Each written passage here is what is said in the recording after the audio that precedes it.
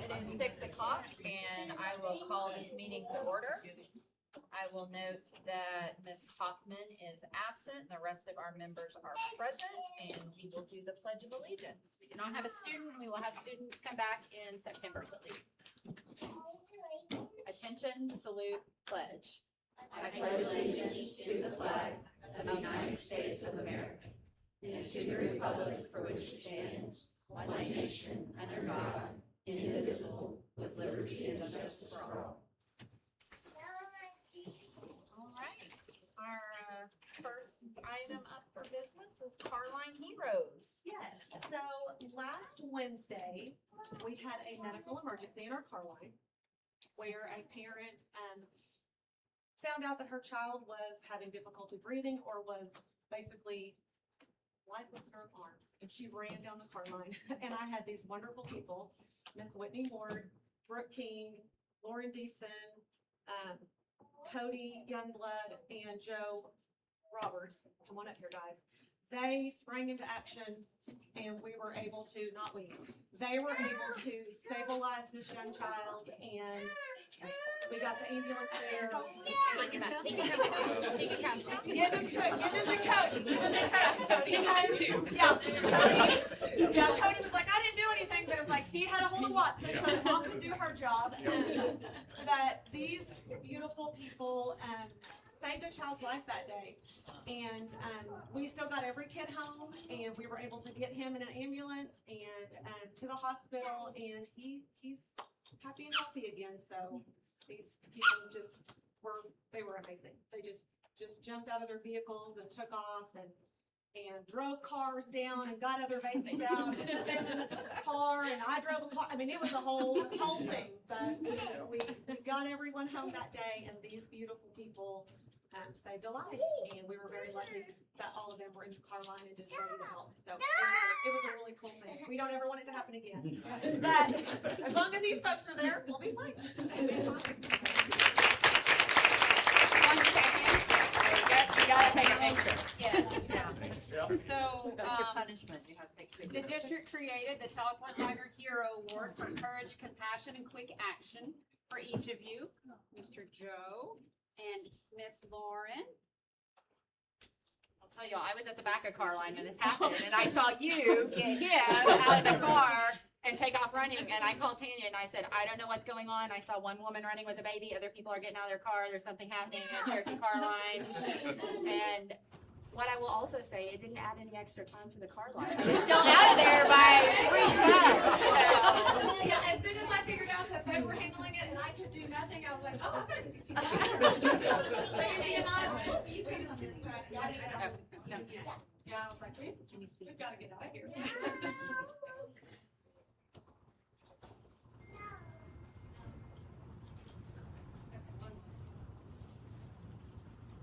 I know, I'm sorry.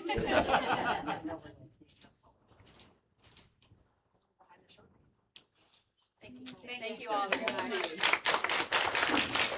You are welcome to stay for the whole meeting, but you're also free to leave. That's the most exciting thing that's gonna happen.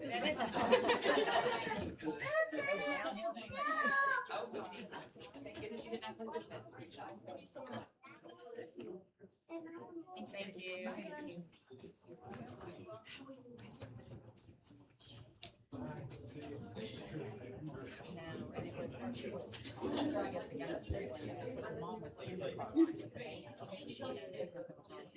She gets him out of the car and takes off running to the school, and other people saw her running up there. It was not a student, it was a kid in car line, caregiver, mom, I don't know. In all reality, I was worried. I mean, when she called, I was like, this is. All I saw, I was at the very back and I just saw people running and I'm like, oh crap, something's going on, getting out of their cars.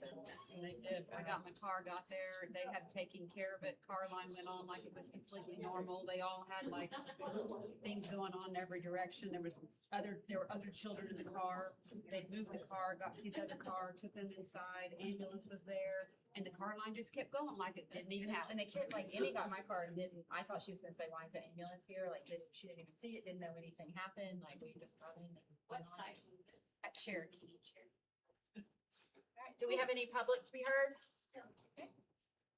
Item D, discussion and vote to approve or not approve the minutes from the previous meeting, July 14th, 2026. Do I have a motion? I'll make that one. I'll second. Any discussion? Ms. Hyers? Aye. Ms. Walker? Abstain. Ms. Crawford? Aye. And aye. Item E, Deputy Treasurer to report and discussion and vote to approve or not approve the monthly financials. All right, good evening, everyone. The bank balance as of July 31st was $21,659,377.75. The receipt for July in general fund was $1,423,848.94. Building fund was $9,955.68. Sinking fund was $44,831.29. That brings our general fund to $10,397,948.87. Building fund, $7,448,918.97. Bond funds, $50,095.67. Sinking fund, $2,797,694.28. Activity fund was $1,185,445.01. And utilities. So from last July to this July, electric was $17,937.06 more. Water was $35.92 more. And gas was $15.69 less. Now, from June of this year to July, so electric was $15,920.34 more. Water was $1,214.36 less. And gas was $1,182.90 more. And I question why the gas was more, so Jackie Willis is checking on why that's an increase. I'm thinking it might be due to like maybe where they were working in certain buildings, because it was like the main buildings at some of the sites, their gas was almost double. So I don't know if like they were using something that required hot water and was making like hot water run more. So he's looking at that. He has an email to NOPFA for that. That's it. You guys have any questions? In the electric, we have so much going on in sites this summer. So where you have buildings that are close to empty for 8 to 10 weeks. Ours were not empty and they were not empty even on the So weekends. the lights were on most a of the lot. time. They were going in and out, the air Yes. conditioner. Yeah. All right, do I have a motion to approve? I move to approve. Do I have a second? I'll second. Any further discussion? Ms. Hires? Aye. Ms. Walker? Aye. Ms. Crawford? Aye. And I. Principal Director Report, Academic Achievement. Okay, I think you guys have a copy of the PowerPoint because it is a lot of information in a lot of really small boxes. That have to be louder. Louder. Ooh, okay, that just adds a little piece to that. Okay, so the first slide that we're gonna look at is our district trends for 2023, 2025, and 2026. And it's a lot of information on one page, but I wanted you guys to have all of that information because as we're breaking it down and analyzing our data, we wanna look at our below basic, our proficient, and our advanced, and then those combined. We wanna obviously see our below basic to start to, that number to go down and our numbers to go up in the other columns. And so we're able to see that data with the exception of the 2024 school year. That was the year that there was some changes with the cut scores, and it wasn't true accurate data for us to compare on this trend. So I'm gonna talk to you guys about 2026. We're gonna look at the proficient and advanced column. And for our third grade ELA, our district was at a 28%, with a slight decrease from the previous school year. When we look at our third grade math, 34% would be a slight increase from the previous year. Fourth grade ELA data, we had 33% with a slight increase. Fourth grade math, 41% was a slight increase. Fifth grade ELA, 37%, which was a more significant increase. Fifth grade math stayed 35%. And fifth grade science was at 46% with a little higher increase on that. Our next slide is gonna be our cohort data for our district. So that first column is gonna be our third grade to our fifth grade cohort, so that's really where we're missing that 2024 data. So that was our only band to compare those two. So in 2023, our third grade students scores in ELA was 20%. Fifth grade, they were at 27% with a 7% increase. Our third grade math scores for that year were from 36 to 35%, so with a slight decrease. The next band would be our third grade from 2025 to our fourth graders in 2026. ELA, they went from 31% to 33% with a 2% increase. For our math scores, that was a 31% to a 41% with a 10% increase. Our last band of that cohort data would be our fourth grade in 2025 to our fifth grade in 2026, and they went from a 27% to a 37% with a 10% gain. In our math, it was from a 38% to a 35%, which was a 3% decrease. Next slide, we're breaking down by our third grade data, and you're gonna have the same columns as we had on the first slide. You're gonna have our below basic, basic, proficient, advanced, but we're gonna look at our proficient and advanced column. And that's tiny, guys, I'm sorry. If anybody needs a copy of this, I will get it to you after. So we're gonna look at Cherokee ELA for 2026 was a 26%. Greenwood, 25%. Heritage at a 34%. Third grade math, Cherokee 28%, Greenwood 34%, Heritage 40%. Next grade level band is gonna be our fourth graders. 2026 data for Cherokee and ELA was 31%, Greenwood 35%, Heritage 32%. When we look at our fourth grade math, 25% at Cherokee, 34% at Greenwood, and 60% at Heritage. We are going to take that gold and figure out what is going on at our Heritage math on that. We're gonna just go camp out there for a little bit. Cassie's on it and is gonna report back. Our fifth grade data is next. Fifth grade ELA at Cherokee was 40%, Greenwood 28%, Heritage 45%. Fifth grade math, Cherokee 31%, Greenwood 25%, Heritage 48%. Fifth grade science, 46%, Greenwood 31%, and Heritage 62%. So we've got a lot of numbers. What are we gonna do with them? So we have talked with our instructional coaches, we've talked with our reading specialists, our principals have met with their leadership teams in their buildings, and everybody's got a little bit of a plan, but we've got some things as a district. So our principals will be working on their SMART goals in the next coming weeks, so I'll have more site-specific information for you, but this is kind of a combination and really where I'm gonna be as a district leader, spending my time and my focus. So let me ask you a question. Yes, ma'am. After looking at this data, I see like this school is staying below state and this one is rocketing. Mhm. Are we using that information across the line so that this school is helping this school get to where? they Yes, need to and be? that's where we're gonna utilize our instructional coaches. They're gonna go in and see those strategies that are taking place and see where we can plug in and pair up and see what's working there and what we bring to the other sides. So for next steps, a big thing, and we want to say thank you to our community and to our board, is our late start PLC time.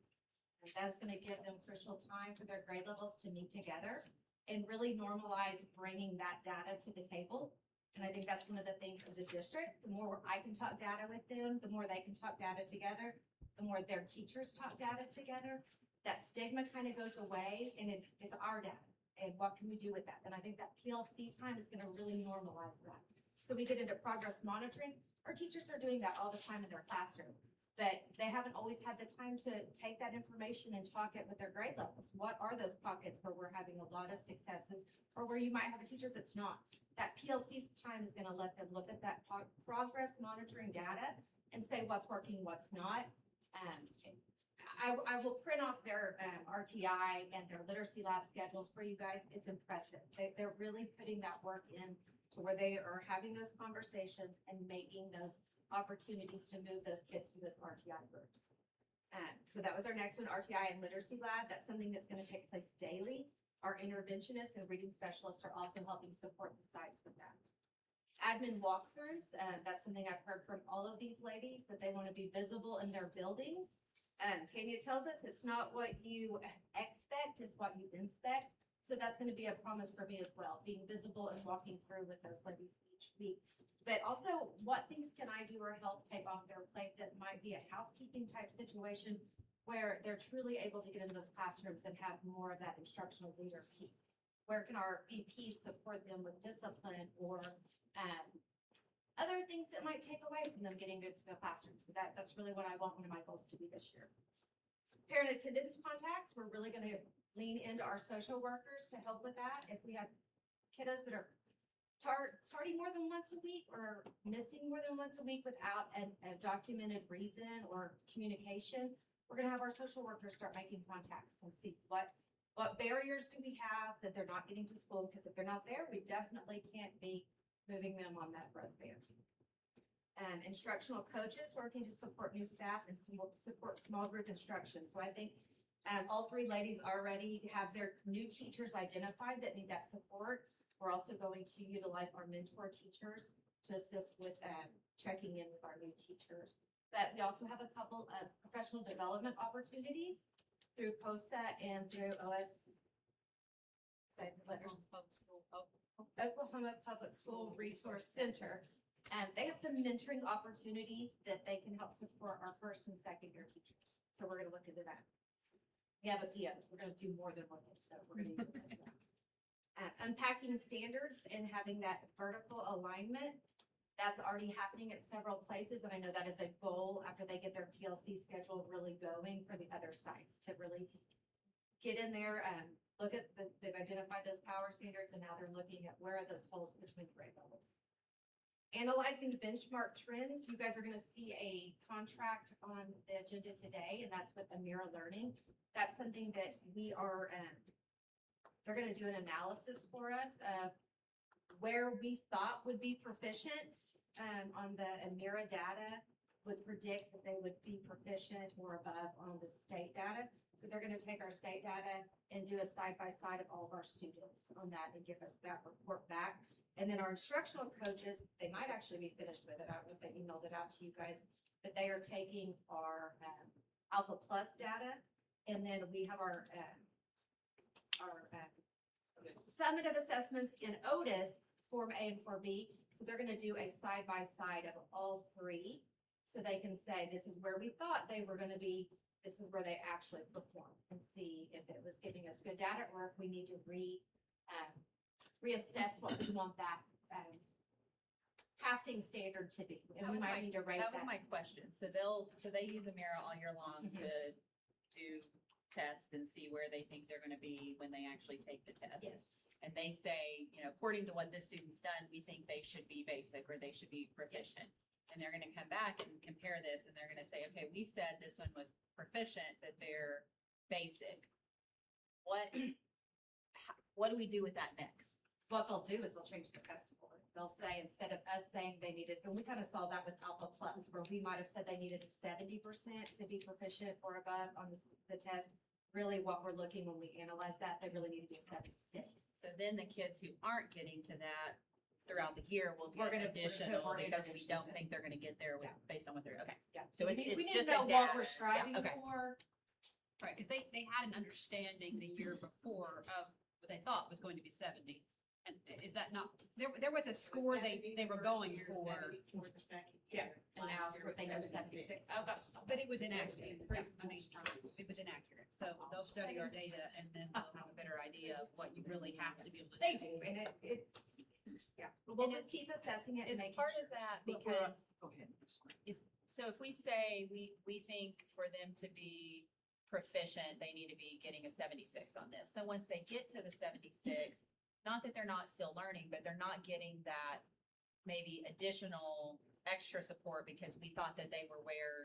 No, they I think needed it to will be. still take them on. I just know that, we know that if they're not getting there, we're gonna increase usage, or we might do a different pull out or a different RTI session. But that's what I mean, like, so if they get to 76, we maybe weren't doing the pull out because we're, Right. based on the numbers, we They thought just they're where stay they with that need to tier one be. instruction. Yeah, okay. Yeah. Are And then we data. identifying, I'm Sorry, sorry, no, no, sorry.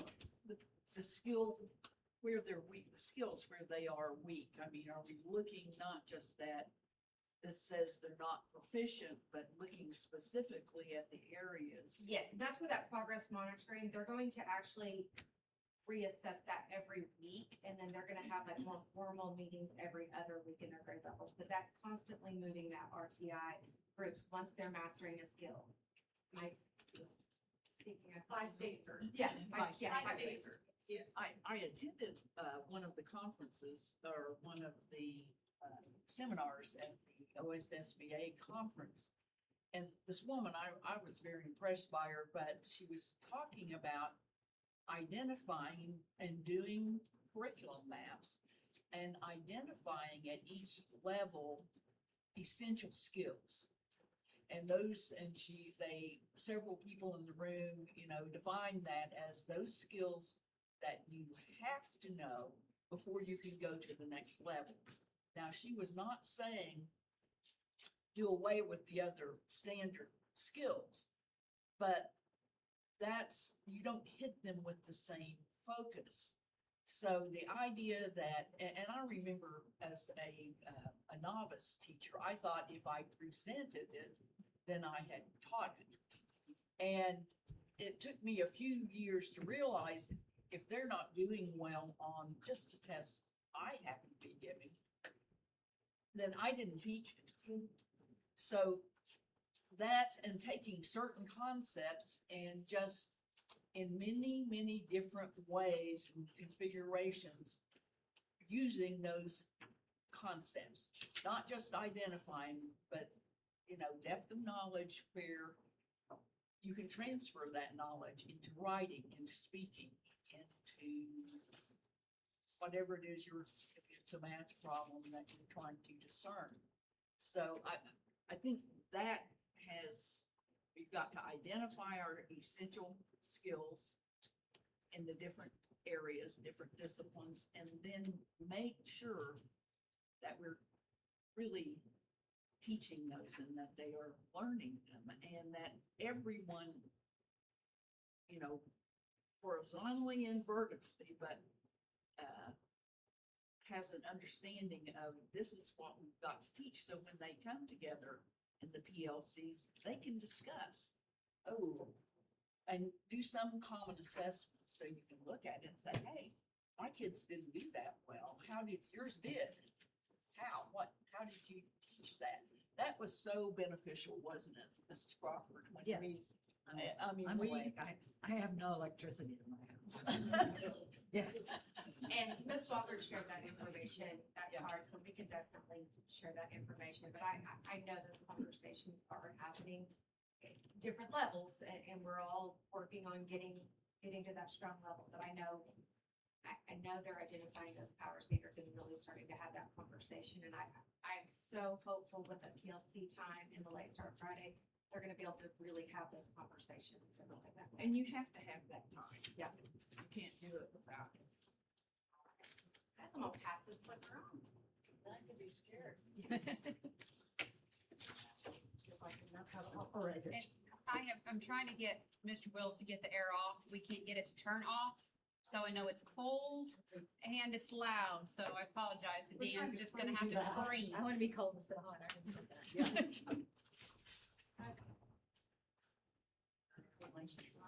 Yeah. T-shirts. I'm just gonna, we did the same format, so we could just kind of look at it like we were looking. So if we look at sixth grade, let's look at the proficient and advanced. In those 3 years, we stayed basically the same, pretty static, and well, not pretty, it's exactly the same in ELA. But then our math went from a 30 to a 42. And I'll talk a little bit in a minute about why maybe we think that took place in a couple of our grade levels. Our next one will be seventh grade, and it'll be 7. And we look, and once again, our reading stayed pretty static. Our ELA, it just went up by a point, but in our math stayed. So in that grade level, it just seemed like the students stayed where they were, okay? If you go to 8th grade, they're down just a little bit in the ELA, but our math did a 10% increase, and then our science stayed pretty static. So when we looked at some of that, we looked and talked and reflected on what were some of the things that we tried to focus on last year.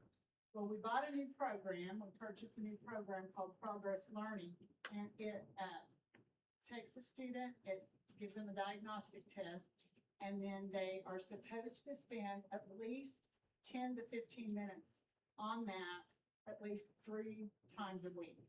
Well, we ended up building in our schedule 2 20-minute periods. So one for math, so they'll have their regular math instruction, the regular ELA time, and then there's a little sliver of a time where they're supposed to get out, they get online, it's an online program. Then on through the day, they have their schedule, and then there's a section for the math. So they're separate. So when we began, and Dusty and our previous reading coach that actually had to resign right at the beginning of the year, when they started, looking into that and looking with teachers, 6th and 8th grade used the math with strong fidelity. And the reason we know is because I pulled the usage report and I wanted to see how much is this being used. Both of those came up 10 to 12 points. 7th grade, they used it, but they didn't quite use it as much. They stayed pretty static. In the ELA, the program wasn't used as much at all. And it appears that it didn't do as much as what the math did. Math is so sequential, and it would take them back. It could take them back, I think, to 3rd grade. I think it went all the way back. If they missed a skill in 3rd grade, it would loop back pull them up, and then the kid just keeps progressing. They can end up what I call clapping out at the end, and some kids got through the program because they actually had all the skills that got them through the program for that grade level. I hate to do anything 1 year and then just say, okay, this year now we're changing. So we're going to keep it another year. We're gonna really, Dusty and his crew is gonna try to ensure with fidelity. Let's really get in there. We see a little hope with that math. Let's see if that math, that's why it came up. Let's really get in there and have the students do that and try to implement that reading and see if that fills in any holes. That's one thing that we're gonna do. We're also going to, there's other things and strategies we're gonna do, but I think we need to give it 1 more year. If we see those increases, it may only be a program we want to continue to use for math. We may wanna go somewhere different. ELA standards are so vast. And they are, every year there's a strand that just carries from whatever grade. And it's so hard, and I'm only gonna complain a little bit about the state testing. We used to get the reports and it would break it by every single standard, and then it would go down to the objective. And then you had the kid's name and you could drill down all the way. Now it's these broad strands. And so I looked at vocabulary versus comprehension versus reason, and we're all just about the same. We can't, it seems like, drill down in that. But hopefully with some of these programs, they're aligned with the Oklahoma standards, that we're gonna see that. So how does it reinforce reading? Well, it does a skill, it gives them a passage, and then it gives them different skills, and they answer that, and it puts them at a grade level, and then they just start working through those passages. One thing I think, they're just small passages, then you go and you answer questions. That's not reflective of how the state test is, especially from 6th grade up. Stamina. It's the stamina. They don't have reading stamina. Right, and that's what we're thinking, this group that we're working with Dusty, is the stamina of our students. I mean, if we don't, it's like practicing the wrong way, and now it's game day, and then it's like, I can't do this, I'm just gonna keep reading through here and skimming and scanning and answering. So that is something we'll focus on along with this program. Making that reading relatable, Yes. making it interesting, because I think a lot of them just guess when they're taking those Right, assessments. right. But I agree, I think it is the stamina on the reading portion of it. I think our students like things instant and quick. And with math, they're getting a problem doing the skill, it's just going like this. With reading, they're having to read this passage, go back, find the information and come, and it takes a lot of time. It's cumbersome. If we look here, these were just a few of the strategies during that PLC time, just analyzing those assignments, checking on the rigor. We did have that SREB curriculum audit that came through, and one of the things that they said was to really analyze and look at the depth of knowledge. Anything, because they didn't just observe it there. We front-loaded assessments. We gave them lesson plans before they came. So they had a whole bunch of data to look at. And they said, from what they can see, let's put that rigor. We're gonna have to up that rigor in what we're asking students to do. There were so many level 1, maybe a few level 2, but we need to be at 2 threes for sure, really working on that. So that's something we're gonna work at, during that time when now that middle school is gonna have late start Friday. Posting clear objectives was another very simple to me recommendation, but they go all over the country. And they said, and it reminds me back in the Larry Bell days, you post that objective, but it's not just there. I mean, you're talking about it, you're reflecting on it. And they said, touch it 3 times. Start out your day with the objective, let the kids know somewhere in the middle, go back to it, and at the end, let it be the closure. So, I mean, that's something simple. It doesn't cost you anything. It's just a matter of training, and it's a matter of doing it and a matter of accountability. People going through walkthroughs, asking kids, you can pretty much tell if students know, oh yeah, that's what we're doing, we're supposed to be doing, even though mid-level is kind of that deal of what are you doing? I don't know, nothing, My youngest, anything I ask, what'd you do at school today? Absolutely nothing. I'll be like, all 12 years, you did nothing in school. But I know he did. I know he had wonderful teachers, He did it a lot in pre-K. He did, yeah. And then there's our progress learning that we're gonna try, another year, really trying to put that through, the admin walkthroughs, the focus on student engagement. One of the things they said, And I think it really struck true with some of the high school teachers that were in that, was you have a lot of compliance in your school. And that's great, but compliance isn't engagement. Engagement's a little bit different. And some of ours really had an aha moment, and they were like, that's true. I sit there and thought about what he said. I had several teachers come afterwards and say, and I know Mark did too, we do. We're worried about keeping control, but we want some engagement in there. We want some things that are engaging, and they challenged themselves to this year. And some of those were ELA teachers that I really respect, and I thought this is going to be great. So, and our instructional coaches, they help us. Chuck is at the high school, but we now have Kim Tinsley. She has moved into this role that Candace left, and so Kim Tinsley is our new instructional coach. We're really looking forward to that. She has a good elementary solid background with reading, and so that's going to be good to offer with Dusty. And she's already been teaming. She's been doing both jobs right now that she has, and we're going to be recommending. We know who we're going to recommend, but they haven't done their fingerprints yet. But she gets to start Monday for Kim's position. Something, and I know we do it at the high school in ELA, but I think really from third grade through, at least one novel or book per semester that they should be reading, and it should be the sort of thing that it's guided reading and you're quizzed over it, and you can do all sorts of lessons on metaphorical language and things like that, and writing just from teaching or having them read a novel. But there was one that they used to read always in 7th grade, something in the Giant Peach. James. Which was probably about 5th grade maybe, or 3rd grade level. But I just think, and it was not that you can't enjoy it, but I really think that's something we need. I've been looking at different curriculums, and they usually have,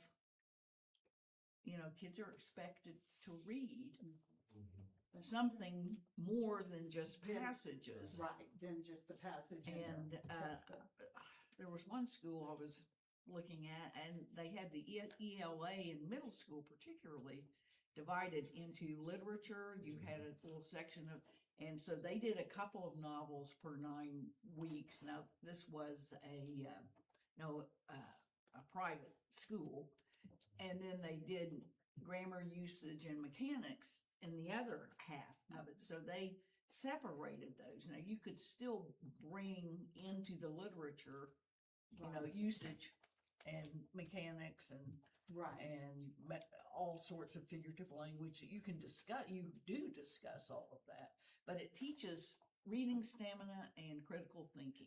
Yes. And we've got to start taking skills and transferring them into actual, you can do subject-verb agreement all day on the little patented lesson, but if you can't transfer that to your speaking and your writing, then you don't really know it. Right, that's true. So, but it's just something to think about. Yes, I appreciate that feedback. The benchmarks, we're gonna have the 3 benchmarks, but this year we're going to our instructional coaches, and our curriculum coordinators, even at the middle school level. We already have this on a calendar of when we're gonna meet back after a couple of weeks from those. They will have met with teachers and come up with a plan. Okay, we looked at this benchmark, we look low in here. What are we gonna do? And during the remediation time, they are gonna pull kids on skills, try to pull those kids on who's suffering in the class, who's not getting the skill, and do some one-on-one, because that's not the time for the online program. The online program is in that other time.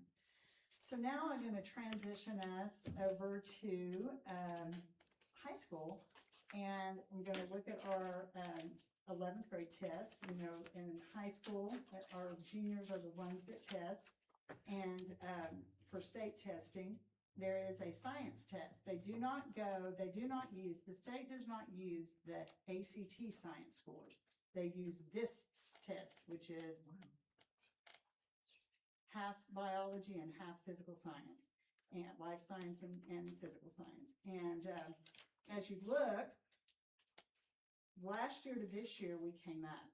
And we're still low, but we did come up, and they did make an intentional effort. Mark met with that science department throughout the year. They had things that they did as far as different bell ringers, different things that they worked with their students on, different passages, charts, graphs, and they were fired up to see that it had moved. So I think if we hit it hard again this year and really try, this is another one of those tests when you try to get what standard and how many questions is on this, which one should we focus on, you don't have a lot of direction from the State Department.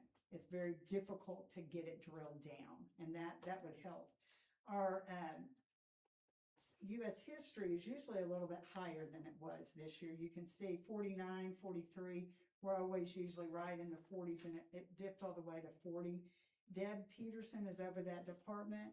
She is going to be on a ACT committee that we're doing at the high school, and she's going to we're working with her to help with some reading strategies that she's going to offer during those times.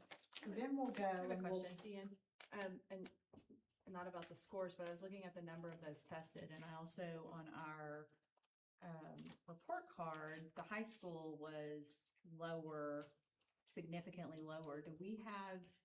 I mean, I know there's some fluctuation just on the number of students, but that seems like a significant number who were not tested. Do we have any? We didn't get information on any that? kind of penalty from not testing enough students.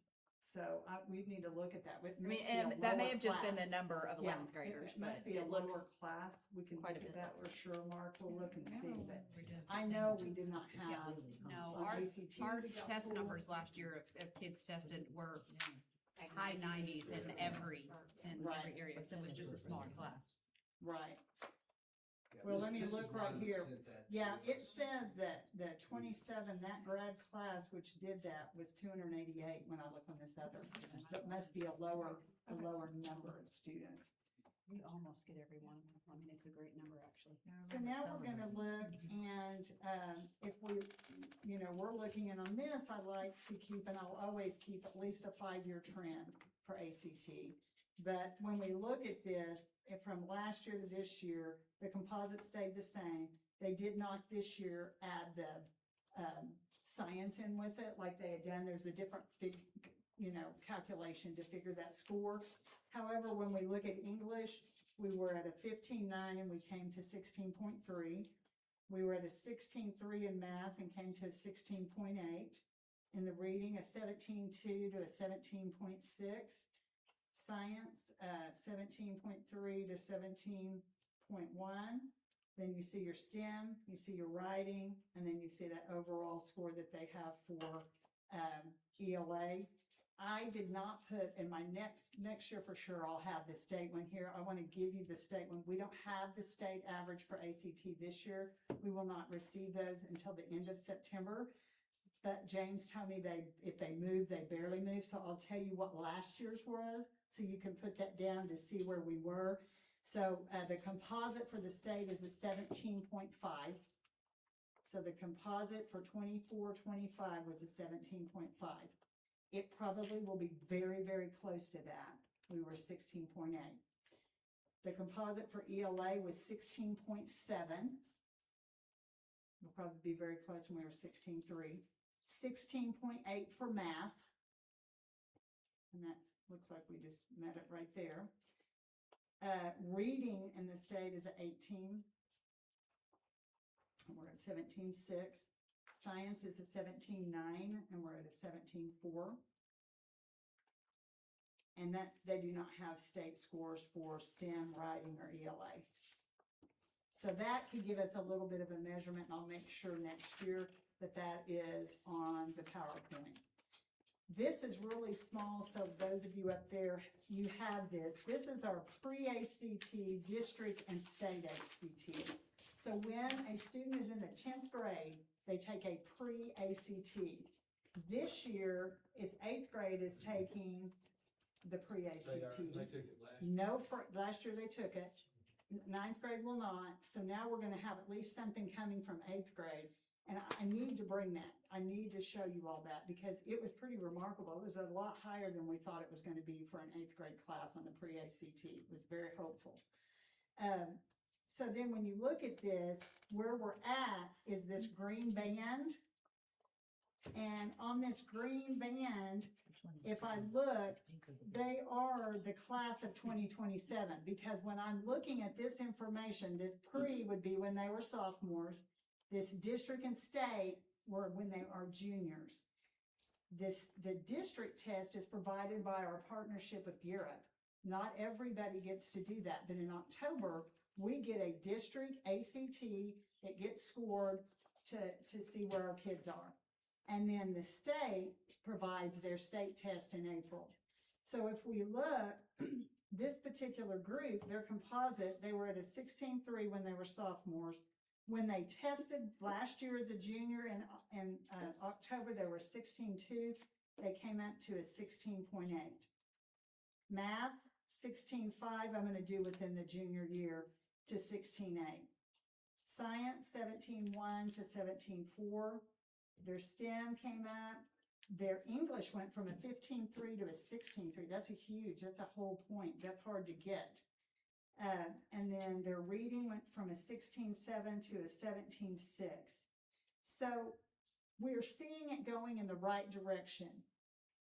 If you look back at the other one, is it where we were before? No, it's not at the 18, the 17, the 17.8, the 19. But we're heading that direction. We're going that direction. We want to get to that direction. So when we look at some of the things that we're doing, we have those the PLC times that are on our late start Fridays. And Mark, in his message at the beginning, the principal has said we're going to focus on ACT type questions for bell ringers.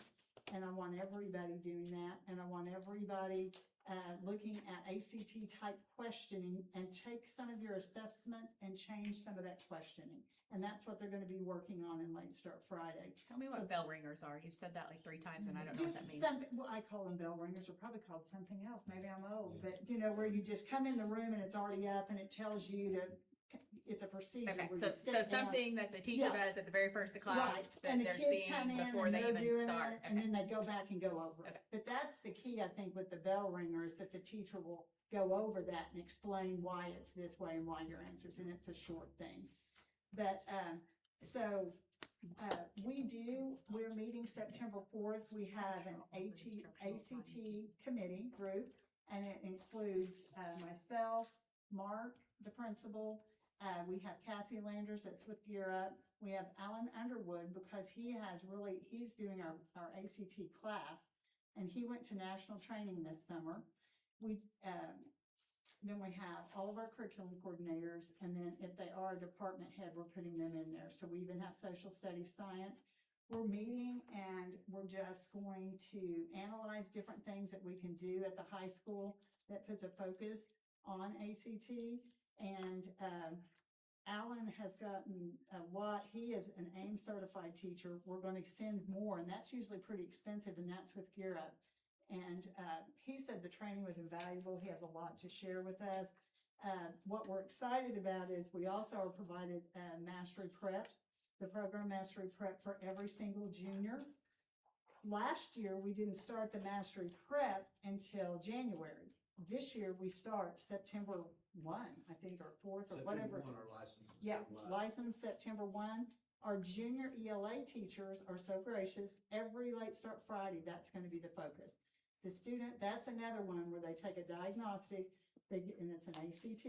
They get in there, it tells them their strengths, tells them their weaknesses, and allows them to work. So we're going to have scheduled time. The English department said, in asking a lot of the kids, what helped you the most, a lot of students referred to that because they had a scheduled time to use it.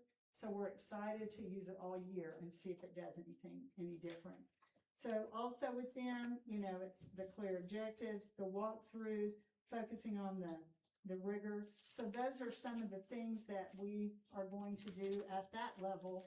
And I've already hit the floor running at that level to try to see what we can do. And we want to make an ACT culture. In one of the schools at Sulphur, Oklahoma, we've gone to several trainings with that. That's what started our little team. We went to an OSET meeting with them. But it takes time. It took them a few years to really get that going. But we also know, in something that we just attended, you've got to have a balance. You've got to have a balance with what you're wanting kids to do and a career focus and a what do you want to do, but you've got to tie it into this because this is important. So it's a big job, and I think we've got the right people in the leadership roles to do it, and we have the right teachers. Our teachers work very, very hard. And I think when we can start reaching our students where they are and letting them know, okay, you're not a 4.8 student, you're a 2.2, but guess what? There's some opportunity. And so I'm going to be able to share, I'm trying to get a hold of that speaker. I would like for the speaker that we heard come and speak to our kiddos and to our faculty. That it was really eye-opening about how, I hate to call it college and career ready. I'd like to just call it career ready now. You can have a great career. It's what do you want to be? What's your lifestyle? Is what he said. Get them to own it. No, I don't want to do this. I just want to make the rent and I want to do this. Then, okay, here's some opportunities. Or, no, I want to do But then they're this. still thinking, then why do I have to take the ACT? Yeah, I know, that's what we said today, but that's our delicate piece, how we, What do because we- our state of Oklahoma I mean, is is using that- this as a measure. How do you talk to you've got a senior that, well, I guess a junior, because they're taking them as juniors. They already know they're going to VOTEC. They know they're going to be a welder. They've got a job waiting. How do you make that kid care about the ACT? Well, I'm gonna tell you, my child that I talk about, he was one. I'm in this position and I could not force my child to take concurrent enrollment. Now, you would think I'd be a better mother than that. I mean, he was not gonna do it. I said, it's free. We can do all this. Not gonna do it, not gonna do it. ICTC, wonderful program of welding, gets out. I'm not gonna weld. I was like, all this, put him behind because he could have at least had, 18 hours or more, I think you just tell him you never know. I think if we start in this culture at the schools, at middle school, at high school, even bring it down to elementary, you may not know. Try something. You never know what you're gonna want. And you're Well, gonna even if change you careers become a- probably 5 times. Right. So you wanna have the The foundational ability and the foundation abilities to do to do. that. Something that first time I did AP training, they gave us the test. And I was like, I didn't know I was gonna, but it gave me an understanding of the test in a way that probably if I just read through the test, I wouldn't have paid the same sort of attention. So I was thinking, each area, if you're going to be presenting items from the ACT, old ACT test, it would be really neat for teachers to take the test. You never know a test as well as when you take it. Can you imagine having to retake the ACT? Even in a welding. Well, just career, that in just your area there is that a you're point where going you're to going to want to present. move up. Right. You're going to want, and if you're going to be in the leadership position, if you're going to be a welding inspector instead of just a welder, you're going to have a college degree. So at some point in that career, you may want to get that degree, Right. and here's your chance to have a foot in. Probably have that foot in. I try to tell the kids, you don't know what you're gonna wanna do at 50. I mean, as a welder, that's a hard, physically demanding job, That is. and it's 105 outside right now. So you may wake up on August 18th and go, I gotta do something different. Well, it doesn't matter that the ACT you took was in 2026 and it's 2050. They're gonna look at that and say, hey, you scored a 19 or higher and everything. You don't have to take entry-level classes at the university. Just things like that. I spoke to a mom the other night at a volleyball game. Her son, he's a senior, said he was never going to college. He walked in her house a week ago, said, I've changed my mind. I want to go to college. I don't want to know what I What do. you're First saying. question I asked her, I said, what's ACT? She said, we got to do better. I said, well, good. We got a year. let's get it going, so. I think when she talked about balance, I wish you, I know you didn't get to hear that, the gentleman we were listening to was called Mark Perna was his name. And it was talking about how, the conversation he thinks we should be having with kids is not what do you want to be when you grow up or what career are you looking, what lifestyle are you looking to live? You know, this is the kind of life I want to have. That's personal to them. That's relational to them. They know I go on vacations or I have a nice car or I want to be outside every day in what I do. There's something that's a personal tie to them. And then we teach them, okay, here are the opportunities within that. And the balance piece is, and I know, I mean, you guys know, I dislike that our scores don't look higher numerically. We all do. But we also see our kids go away from Tahlequah and do well. So we know it's not just a test score. And so we've got to make them see the importance of it. But at the same time, just because they're not a good test taker or they don't have a great grade point average doesn't mean that they're not going to just knock life out the ballpark. Because a lot of our kids that are in, I mean, statistically speaking, the kids that are the top of the class all over the United States, they don't make it through college either, just like the people that have a 2.5. What does make it are the kids that have resilience and have flexibility and are hardworking and are like, you know what, I'm going to get up and I'm going to do this every day. I don't care how hard it is. And he really drilled on that. Those are the things we hired for. Those are the things that get us into, get us through college, that get us through marriage, that get us through parenthood. Those are the things that matter. And so is our whole world kind of backwards, just going on one little number? You know, I mean, it's important. And you know I know it's important. But balance, I think that's what we have to strike. And our kids in 11th grade, they're not going to college. They don't care if they do well on that. It has no meaning to them. So how do we help figure out meaning to everyone that's applicable in some way? And if they know for all the money in the world, they're the richest person in the world, they're going to do nothing but lounge on a beach for the rest of their life. If they love their teacher, if they love school, if they have a tie to us, maybe they'll want to do well because of that. Might not be an academic goal at some point, but Mr. Jordan, what was that's your what I thinking think we have to about focus last year? on. Because my nephew made a comment about it, about he didn't really care about the ACT, but he sure as heck wanted to beat your score. Yes. Did you throw a challenge out? Okay, yeah. Yeah, I would tell every kid that asks what my score. We thought about making a poster with my goofy face on there and putting my score and saying, "Can you beat me?" And then, you know, I talked to Mr. Walden, he's our department head in history department. And we've talked about getting LeBron's ACT score, all these famous people. And LeBron then, didn't go to some of college. us teachers that are He willing- probably didn't take any ACTs. Yeah, and then saying, can Straight out of high you beat them? And it's, like you mentioned, one thing I learned, just ask them. Hey, this is important to me, do you mind giving it a go? And some will. It makes a difference. Yeah. It truly makes a difference.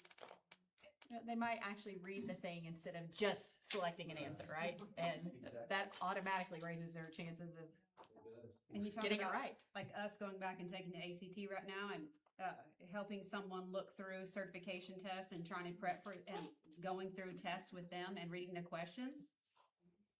I feel like I'm pretty intelligent and I'm a natural test taker besides that.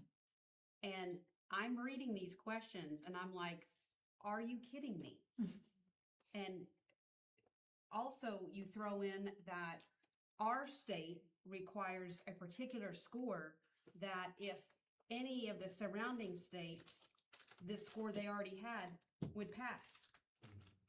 That's another thing on all of our test scores. It's not apples to apples. None of it is. Or them telling us this weekend that, you know, I mean, I know our state averages are low, but the top, they said the top reading score in the nation is New Hampshire? Massachusetts. And it's 40%. And that's the top. And we talk about how bad Oklahoma is. It's not like the others are getting 80 or 90 and we're a 20 or a 30. So we have a lot to celebrate in our state and in our district.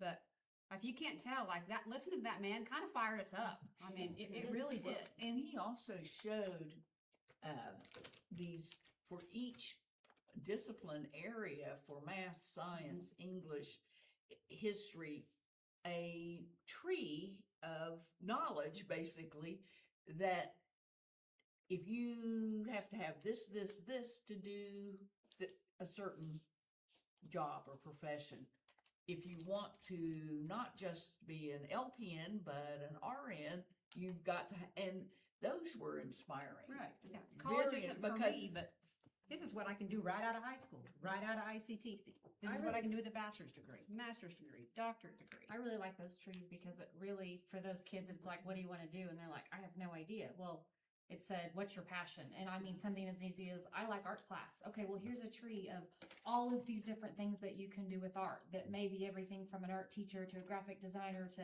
all these other things. But it's like, match it with, okay, this is your favorite class.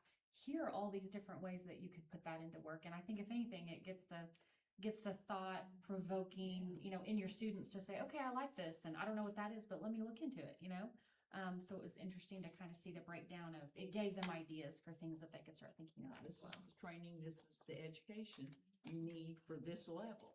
And it went up, but I just thought if we could get copies of those trees, even for just each department as the kids come in, I just really feel that that would be so informative for them. Here's our plug to the Chamber of Commerce. Hmm. We were thinking that instead of a game next year, wouldn't it be great if they would help bring in someone like him to talk to all of us?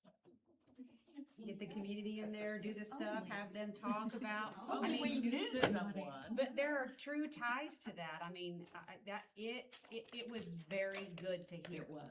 Well, the trick to it though was it was locally centralized, so it said, here's the jobs you could get here if you have this, not a national, what do I do if I go to New York, but in Tahlequah, coming right out of high school, you could have these jobs, and or this, so that, or at least in your state, so that it made it more relatable for the kids.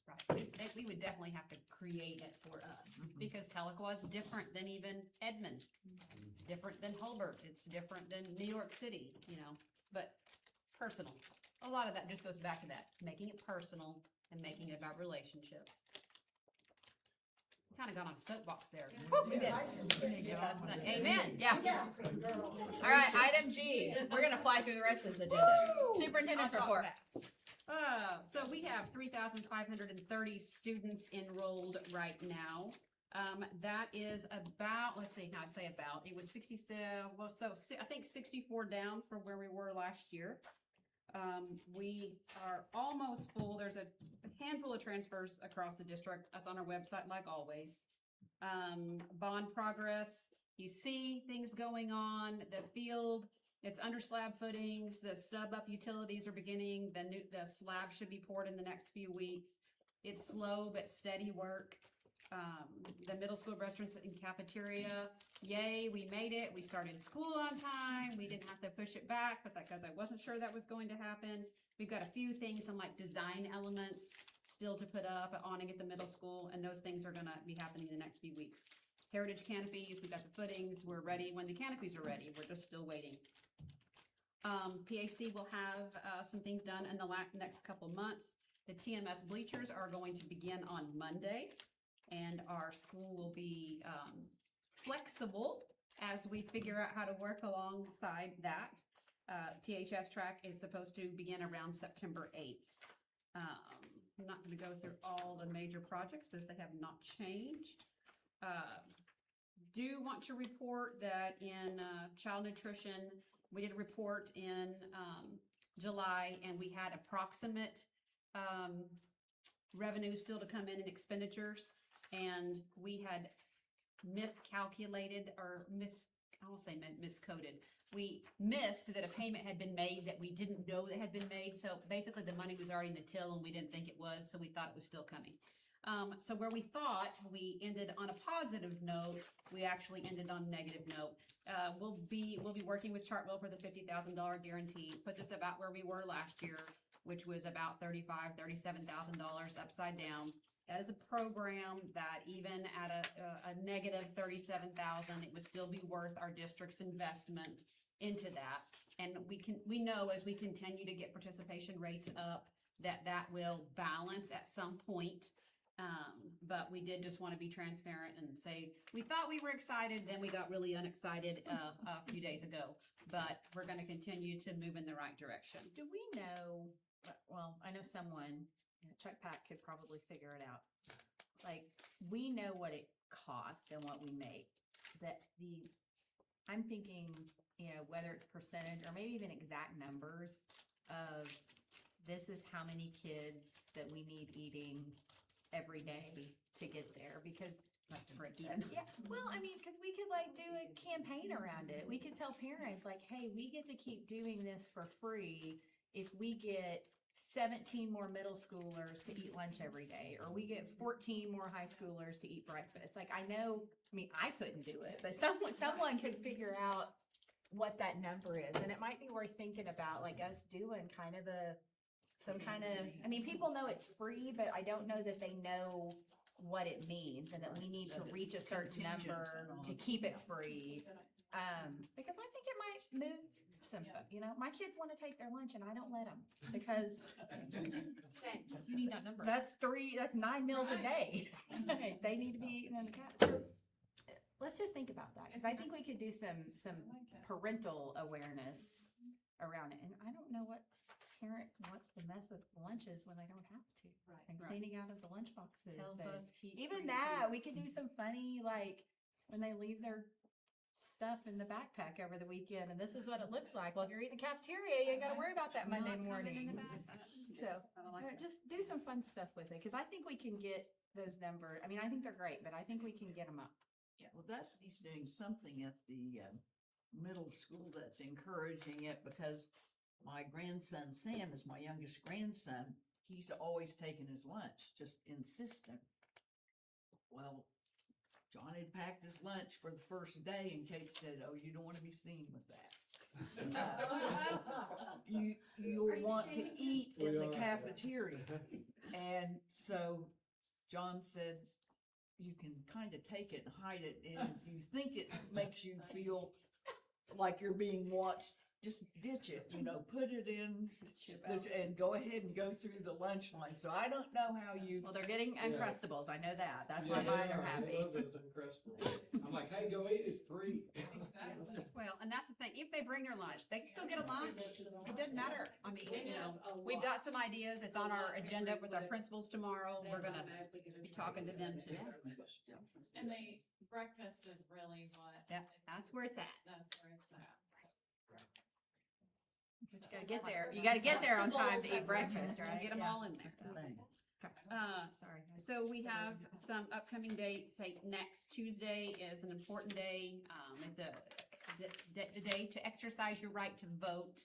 And I just encourage everyone to do that. It's one of the best things we get to do is participate in that and have our voice heard. And we've got some city things on there. We've got a state superintendent, governor runoff if you're of that party. There are some state questions. There's lots of information out there. So just check it all out. And most importantly, whatever you decide or whoever you back, just go vote. It's hard for us to complain about life if we don't put our vote in. So I just want to encourage that. On September 1st, we have a community pep rally in the evening, and the time is 6:37. I'll get that time to you, but there's a September 20. September 1st. Community pep rally downtown. Our next board meeting is on the 15th, and October 2nd is homecoming. And then we've got a couple other things coming up in that month. Next month, we are going to do, of course, we gave you the data today, and we gave you some of the things that we're going to do with that. With that, we set goals. The sites set goals, and the principals work with their teachers to set goals. We set goals as a district, and we will come and we will present those goals to you in the month of October. been a good start to the year. However, I would be amiss if I did not mention that it's also been a hard one. There have just been things that have gone in our community that have been super hard. And as you know, we had a student that was with us for most of her high school years that lost her life last week in an accident. And that's really affected our community and our student body and our teachers, and really to watch the people rally around them is just a testimony to where we live. And my heart feels like it's gonna beat out of my chest. I'm sorry. Just someone that was important to me personally as well. So just, we live in a good place, and just thought it was important to honor Miss Holly at this board meeting tonight. We also had a young man that's worked with us as a contract employee, so to speak, that has become part of our Tiger family with our construction management company that unexpectedly passed this last week as well. And so we lost it, not only a student and a staff member.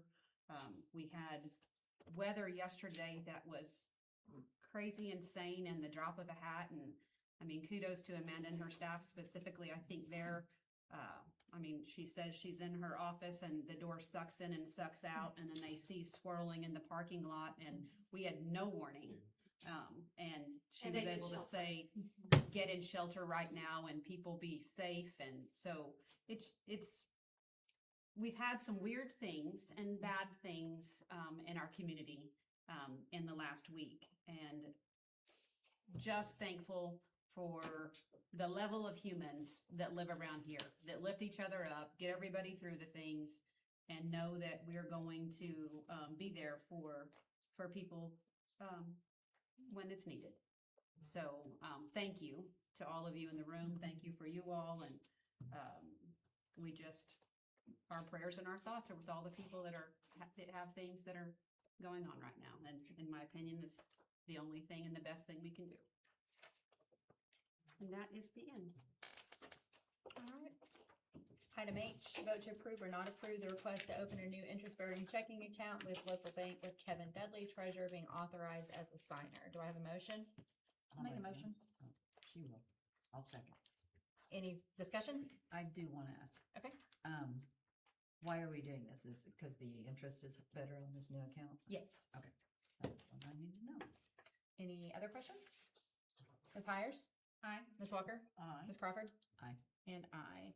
Discussion and vote to approve the following surplus items 1 through 6. Do I have a motion? I move to approve. Do I have a second? I'll Aye. second.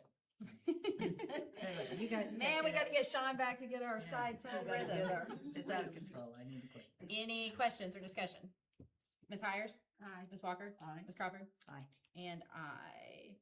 Item J, discussion and vote to approve or not approve the following quotes: a bucket truck shed for $11,700, mower $14,699, and a Nissan Pathfinder $32,638. I will make that motion, and I will note that all of those were the lowest bids.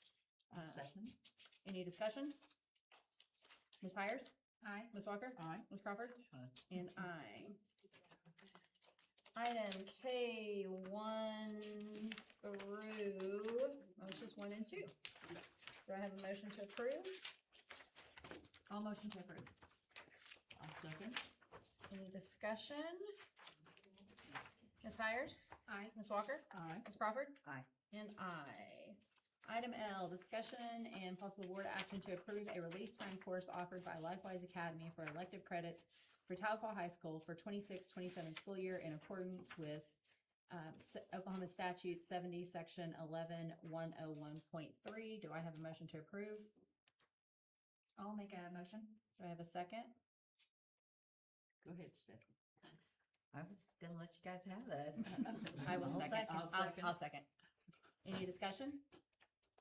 Can we have just a little bit of back backstory, just so that everyone's clear and understanding on what this is and what we're approving here and what the state, what that is.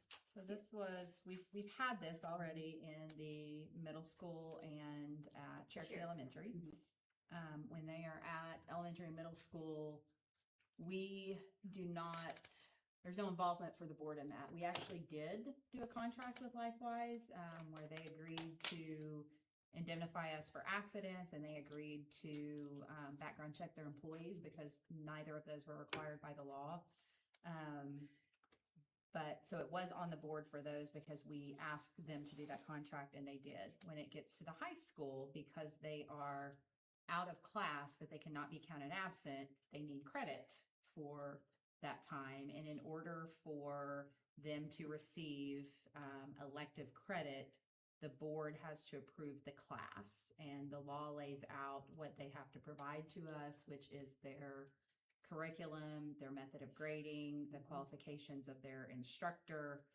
And the law says that the board shall then evaluate that information as they would a secular class without looking at the fact that it is a religious class. So the state law basically requires us to approve it if the information contained in the application is all there, and it is, and we've seen all of that. Have we seen, well, I haven't seen the curriculum. Will we? Well, what they have to give you is the amount of instructional time, the course syllabus, the requirement and materials, the methods of assessment, and the qualifications. And that was what was shared on the course proposal. It will be a semester course. It is not a course that is advertised by us in any mean. It's not in our student handbook or course handbook. It is word of mouth by LifeWise itself. And if a person wanted their child to be enrolled in this, they would just come to the high school and ask for that. It'd be almost like they were going to an NSU class or an ICTC class. But for it to be transcripted for elective credit, we had to have this vote. And like Ms. Nemo said, as long as it meets those 4 requirements, which the information they have given us, it is not, it is evaluated in a neutral and secular manner, nothing to do with religious content. And so they have provided all the documentation to say they have Yes. met all of those, and that is what we are approving here today. Yes. And the parent does have to sign a permission form allowing that student to leave because the transportation, well, middle school and high school, they're walking because they're going across the street. At Cherokee, they're busing them, but the school involvement is letting the program know what hours they can have the kids because it can't be during any core subjects. So for high schoolers, it has to be during an elective period. So they will miss the class. Is it? Well, this would actually just be an elective. This is the class because we're only doing it half semester, so or half year, so they get it all in at once. So instead of taking art class, they will go to the office and check out. We'll walk across the street to their class, come back, and they will not have a. Was it 4th hour? There was one particular hour that they have an instructor available, and that it will coincide with our times for whatever particular hour. And then if a child wants to do that, then they would go to the counselor's office, ask to be enrolled in that. They would walk across the street, take the course, come back, just like if they were walking out to the ROTC building. That we would have all the permission slip from the parent for them to leave campus. And again, we expend no money on it. We do not provide the teacher. We do not. We don't do advertising. It doesn't. We do nothing but approve it. So when they give us a list back and says, you know, it says these 5 kids were here. These are the grades that they have. It is entered like it would be transcripted for something like an NSU or ICTC. And we did require it to be a letter grade, not a pass-fail, so it doesn't disrupt GPA. Yes. And once they leave our campus and walk across the street, we are not responsible for them. Correct. That is what in the MOU that we had prepared with our attorney when this first started.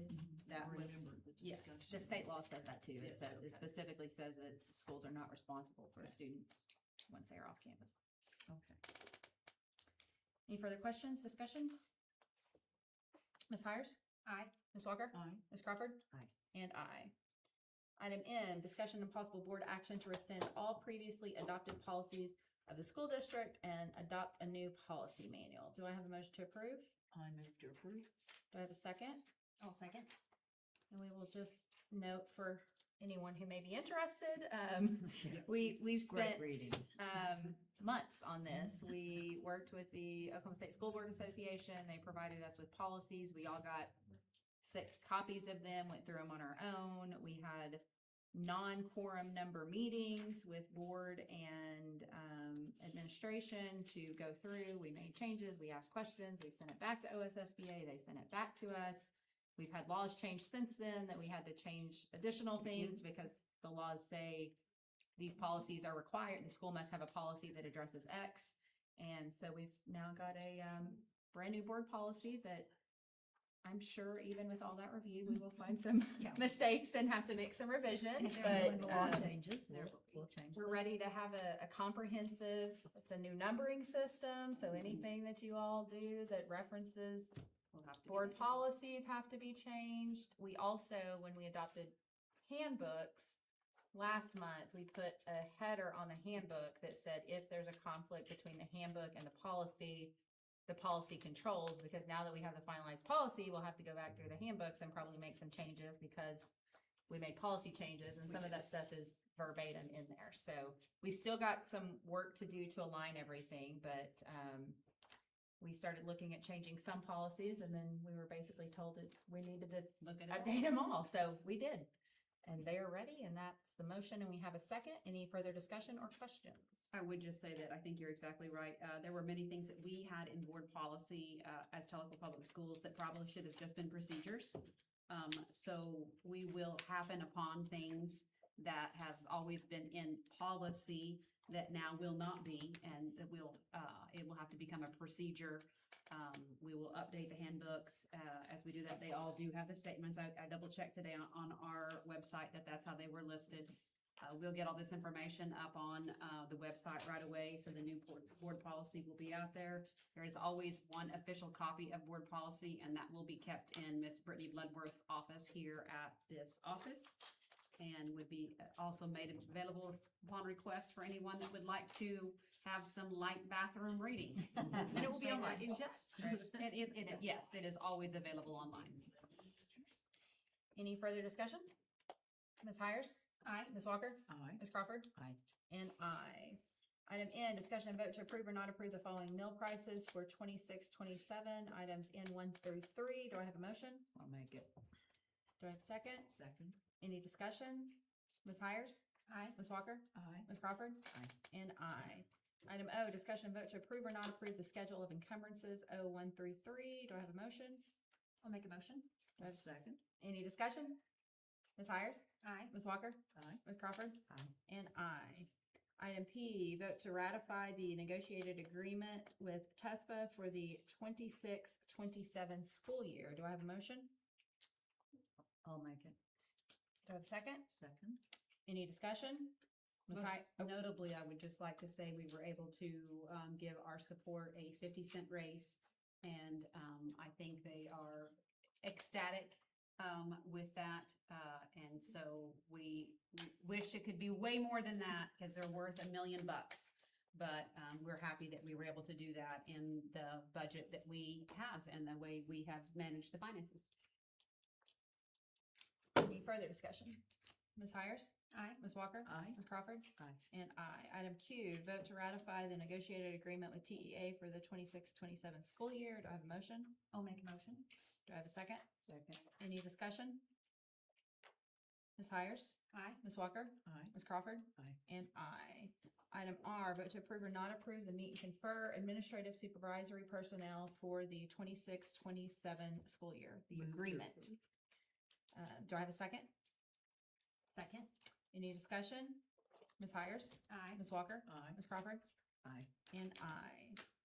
I will make a motion for the board to convene into executive session pursuant to Oklahoma statute 25, section 307B7 to discuss the following. Consider the appeal of a denied student transfer with a review of confidential educational records and transfer request of student whereby disclosure of any additional information could potentially violate FERPA. Do I have a second? Second. She will. Any discussion? Ms. Hires? Aye. Ms. Walker? Aye. Ms. Crawford? Aye. And I. We will be in executive session.